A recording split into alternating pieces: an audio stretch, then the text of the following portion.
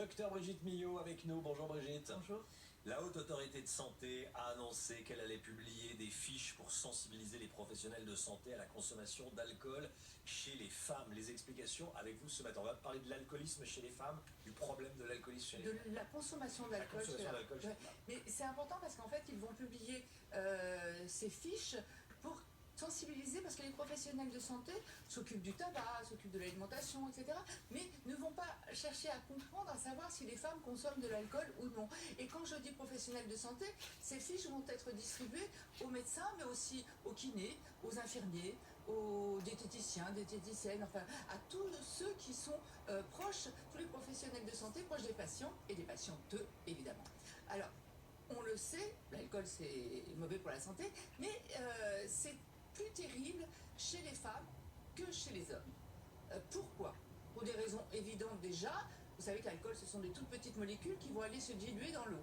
Déjà proportionnellement au volume en général, il y a un petit peu plus, la masse est un peu plus importante, la masse corporelle chez les hommes que chez les femmes, donc ça va être déjà un peu plus concentré, mais surtout ça se dilue dans l'eau. Et en fait les femmes ont plus de gras, une masse grasse plus importante que les hommes, donc ça va être encore plus concentré chez les femmes, donc ça va entraîner des troubles plus fréquents, plus précoces, plus graves et plus spécifiques aussi. Ce ne sont pas les mêmes choses. On ne sait pas, par exemple, vous savez qu'il y a une femme sur 10 qui est touchée par le cancer du sein, ce qui est très fréquent. Eh bien, ce qu'on ne sait pas, c'est que 25% des cancers du sein sont liés à une consommation d'alcool.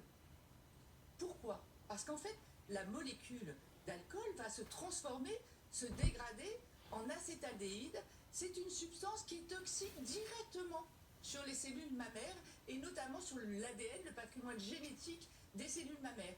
Donc ça va provoquer directement, ça a une affinité pour ces cellules-là et ça va aller provoquer des mutations du patrimoine génétique de l'ADN des cellules mammaires, donc responsable de 25% quand même des cancers du sein. Et ça, je crois que c'est pas tellement connu. Après, autre chose que pointe du doigt la Haute Autorité de Santé, c'est, ça c'est assez connu, on sait que les femmes enceintes ne doivent pas consommer d'alcool. On est d'accord, ça c'est quelque chose de répandu.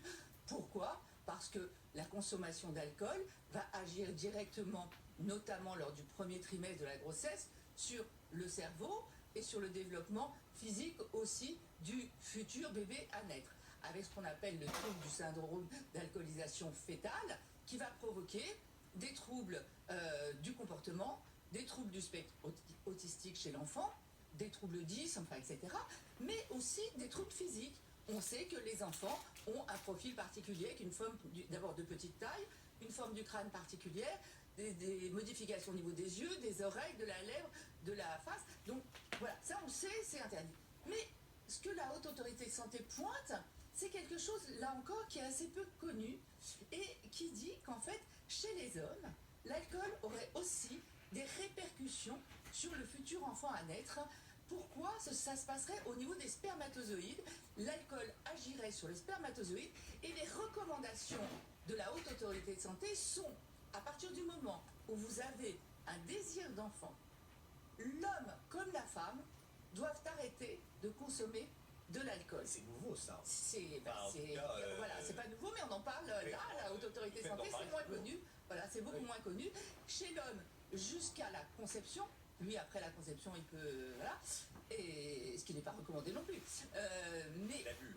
Et chez la femme, jusqu'à l'accouchement, si elle n'allait pas, et jusqu'à la fin de l'allaitement, si elle allait. Autre chose, je voudrais juste terminer sur une chose qui est importante. On a toujours l'impression que la femme qui boit, c'est la femme un peu pochetronne, un peu machin. Pas du tout.